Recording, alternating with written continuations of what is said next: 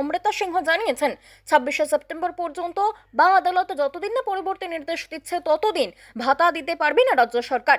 আদালতে জানিয়েছে 4 সপ্তাহের মধ্যে রাজ্যকে হলফনামা জমা দিতে হবে। তার 15 দিনের মধ্যে পাল্টা হলফনামা দেবেন মামলাকারীরা। হাইকোর্টের এই রায়ে রাজ্য সরকার ধাক্কা খেল বলেই মনে করছেন অনেকে। অন্য আরেকটি অংশের দাবি, আদালতের রায় আপাতত কয়েক কোটি টাকার আর্থিক বোঝা থেকে রেহাই দিল নবান্নকে। ওই অংশটির বক্তব্য, কেবল ভাতা নয়, এর ফলে চাকরিহারাদের যাবতীয় বিষয়ই কার্যত চলে গেল আদালতের এখতিয়ারে। সেক্ষেত্রে গ্রুপ সি এবং গ্রুপ ডি কর্মীদের কাছে নিজেদের সদিচ্ছা এবং আইনি প্রতিবন্ধকতার বিষয়টি তুলে ধরতে পারে রাজ্য প্রশাসন।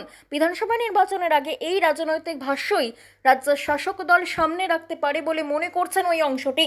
2026 সালের এসএসসি প্যানেলে থাকা প্রায় 26,000 জনের চাকরি বাতিল করার নির্দেশ দিয়েছিল সুপ্রিম কোর্ট।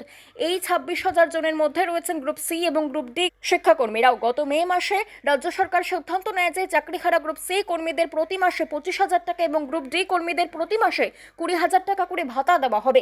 ভাতা দেওয়ার সিদ্ধান্তের বিরোধিতা করে হাইকোর্টে মামলা দায়ের হয়।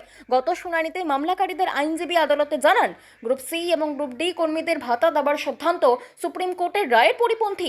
সেই শুনানিতে ভাতার অঙ্ক নিয়ে প্রশ্ন তুলেছিলেন বিচারপতি অমৃতা সিংহ। তিনি বলেন, টাকার পরিমাণ 25,000 এবং 20,000 হলো কেন?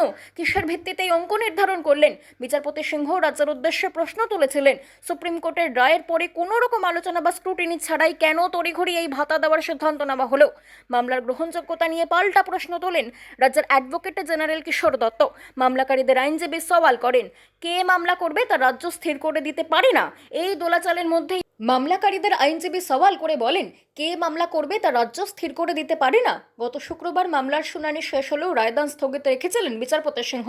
শুক্রবার সেই রায়ে ঘোষণা করলেন তিনি, চাকরিহারা গ্রুপ সি এবং গ্রুপ ডি কর্মীদের ভাতা দেওয়ার ক্ষেত্রে অন্তর্বর্তী স্থগিতাদেশ দেওয়া হয়েছে। বৃহস্পতিবারই হাইকোর্টের তরফে জানানো হয়েছিল শুক্রবার সকাল 10:30টায় রায় ঘোষণা করবেন বিচারপতি। তারপরেই বিষয়টি নিয়ে শুরু হয়েছে রাজনৈতিক চাপানোতর।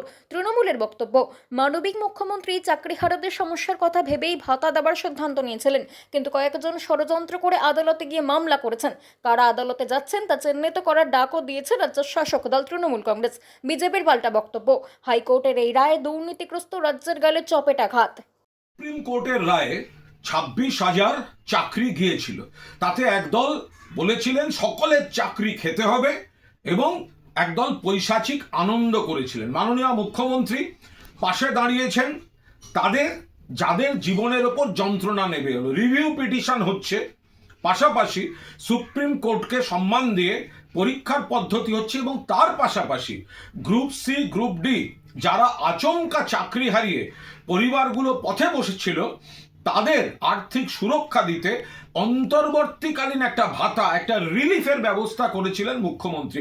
সেটা নিয়েও আপত্তি করা হলো এবং আজ কলকাতা হাইকোর্টের মাননীয় বিচারপতি অমৃতা সিনহা তার উপরেও অন্তর্বর্তী স্থগিতাদেশ জারি করলেন। অর্থাৎ মানবিক মুখ্যমন্ত্রী গ্রুপ সি গ্রুপ ডি যারা সদ্য সুপ্রিম কোর্টের রায়ে চাকরি হারা, তাদের সংসার যাতে চলে সেই কারণে মানবিক দিক থেকে একটা অন্তর্বর্তীকালীন রিলিফ দিচ্ছিলেন।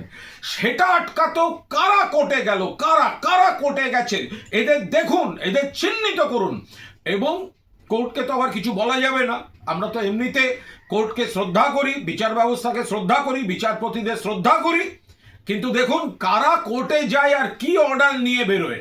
তো সেখানে আমরা দেখলাম যে অমৃতা সিনহা তিনি অন্তর্বর্তীকালীন এই ভাতা সেটাও আপাতত অন্তর্বর্তীকালীন স্থগিতাদেশ দিলেন। আইনে কি করবে রাজ্য সরকার সেটা রাজ্য সরকার আইনগত দিক থেকে দেখবে, কিন্তু আমরা বলবো বন্ধু তোমার পথের সাথীকে চিনে নিও, পথে কে পাশে থাকে আর কারা চাকরি খাবো, অন্তর্বর্তীকালীন ভাতা পেতে দেব না, বিপদে পাশে থাকবো না, লোককে কষ্ট দিয়ে চোখে জল ফেলে তাই নিয়ে বিরোধী রাজনীতি করব, এদেরকে চিনে রাখতে হবে। স্বাগত বা স্বাগত না জানানোর বিষয় নয়, এখানে একদিকে সহানুভূতি মানবিকতার প্রশ্ন আছে, আরেকদিকে এই রাজ্যের সরকার দুর্নীতিকে যেভাবে উৎসাহিত করেছে সেই জায়গায় দাঁড়িয়ে এই ধরনের রায় রাজ্যের সরকারের গালে আরেকটি চপটাঘাত বলেই আমি মনে করি।